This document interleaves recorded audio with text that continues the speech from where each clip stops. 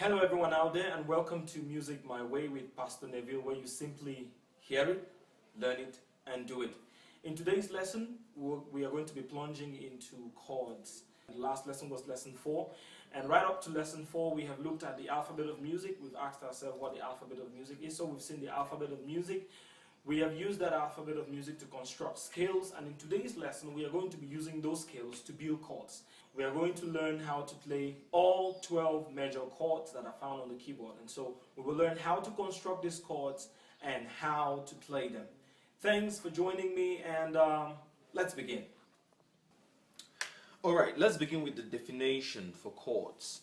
We can simply define a chord as, we can simply consider a chord to be a combination of two or more notes harmonized to be heard as one, or a combination of two or more notes played to be heard as one. So we can go with that as our definition for chords. How do you construct a major chord?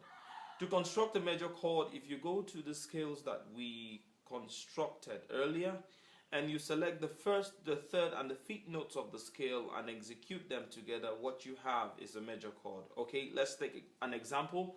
Let's begin with the key of C. This is C right here.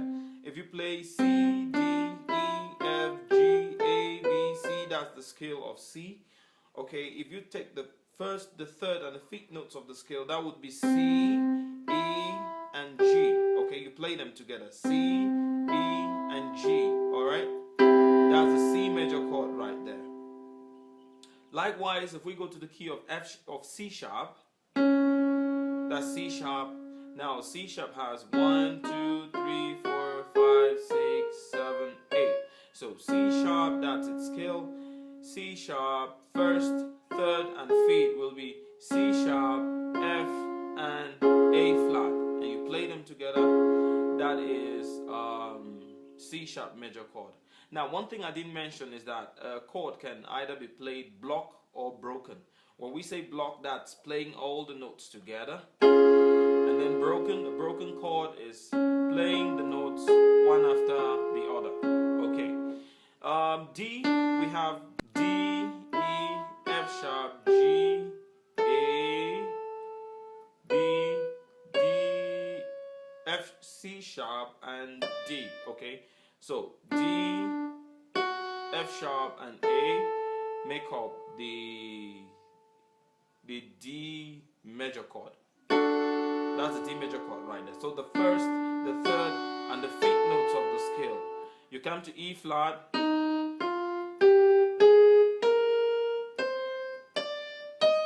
1, 3, and 5. 1, 3, 5. That's E flat, G there, and B flat. Okay, so those three. So if you go to any key, if you go to any key and you take the major scale and you select the first, the third, and the fifth notes of the scale and you execute them together, you have your major chord. Okay, next, the next trick that you can use in constructing your major chord that still makes use of that without having to think about the scale to know where is the scale beginning, which note comes first or which note comes second. Without having to think about all of that, let us come back to the key of C once more. Remember, we said this is the first, the third, and the fifth, corresponding to C, E, and G. Okay, now an observation you can make is between C and E, we have three notes. We have 1, 2, 3. And between E and G, we have two notes. 1, 2. You would make the same observation in the key of C sharp. If I place my hand in the key of C sharp, you observe between the first note and the third, we have 1, 2, 3. So there are three notes right there, and 1, 2. So if you look at that, if you use that anywhere on the keyboard, you will be able to construct your major chord. Okay, let's pick a key of A. So if I take the key of A and then just count 1, 2, 3 notes, and then place my next finger on the next note. That is 1, 2, 3, and then on the fourth I place my finger, and then 1, 2, and on the third I place the next finger. I have my A major chord. If I come to the key of B, for example, and I place my thumb on B, and then count 4 semitones actually. So it will be the first semitone here, second semitone, third semitone, fourth semitone, and then count 3 semitones, 1, 2, 3, okay? So I have 3 notes inside here, 2 notes in here, and I have my major chord.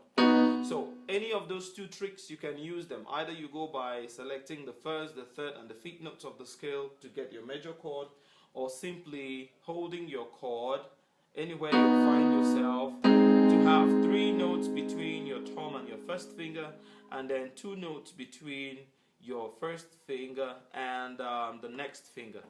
Now, about fingering, on which fingers we use when we hold these chords.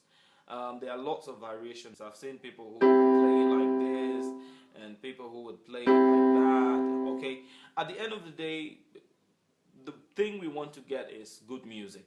Okay, even though the fingering that you use, you may be doing this or this or this or this, whichever fingering you use, what we want to hear at the end of the day is that you're able to play. At the same time, your fingering will either enhance or limit your technique, because once you hold, if you play your chord like this, there are lots of limitations that you give your thumb and your pinky.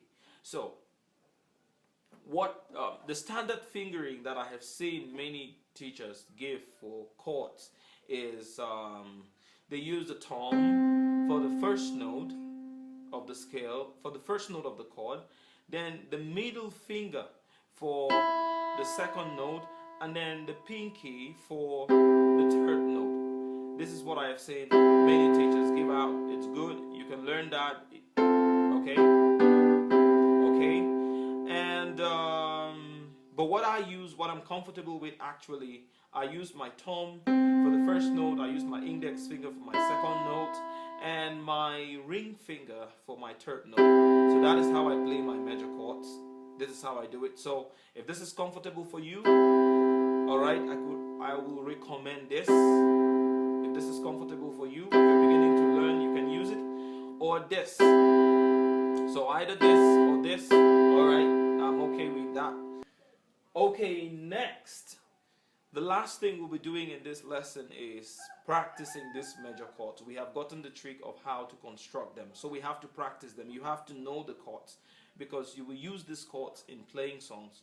So it should not be a thing where you play a chord and then you're supposed to move to another chord and you were spending your time to look and count notes and see if you can find the chord. The more you practice playing the chords, the more your fingers would adjust themselves.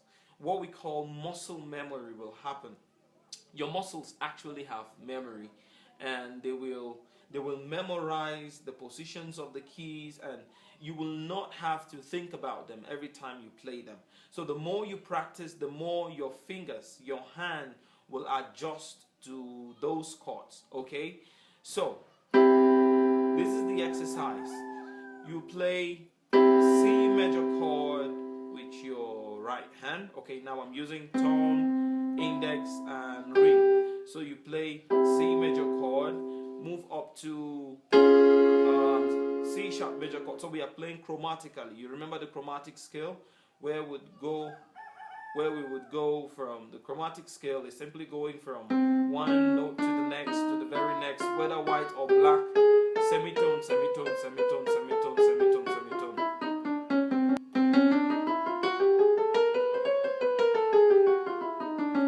So that's the semitone, just going from one note to the next, whether it's white or black. Okay, so we'll be playing the chords chromatically, which means we'll be going from the chord of C to the chord of C sharp to the chord of D to the chord of E flat, just like that. Okay, so C major chord to C sharp major chord, D major chord, E flat major chord, E major chord,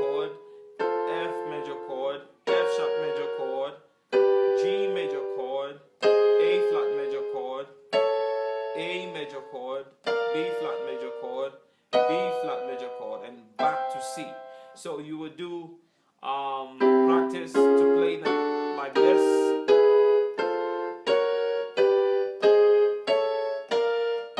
And why not try coming back down, though this may be challenging at first.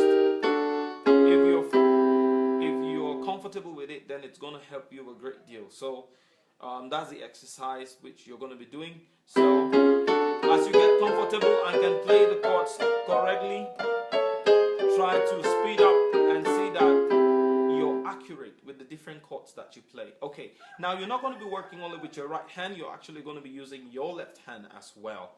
So while your right hand, for now, we will not be playing chords with the left hand, okay? Even though eventually you should learn how to do that, we will not be doing that. So your left hand is going to be playing the note of whose chord you're playing with your right hand.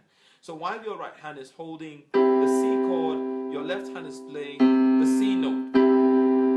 Okay? You could do this where your pinky is holding C right down there, and your thumb is holding C an octave higher, and then you can practice by doing that. Okay? Or still you can do this. Okay? And as you move up to C sharp like that, to F. So while I'm playing the F sharp major chord with my right hand, my left hand is playing the F sharp note, not the full chord, but just the note, and then down to G, to A flat, to A, to B flat, to B, and back to C. Then you try coming back down.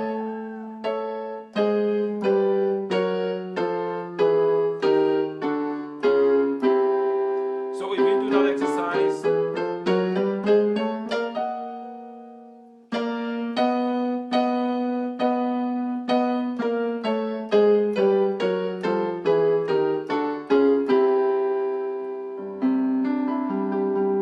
so do that and work on that exercise. In our next lesson, we are going to be looking at minor chords, diminished chords, augmented chords, how to construct them simply from the position of the major chord. See you in my next lesson. Thanks for watching that video. Please like, share, comment, and do not forget to subscribe. See you in my next lesson. God bless you.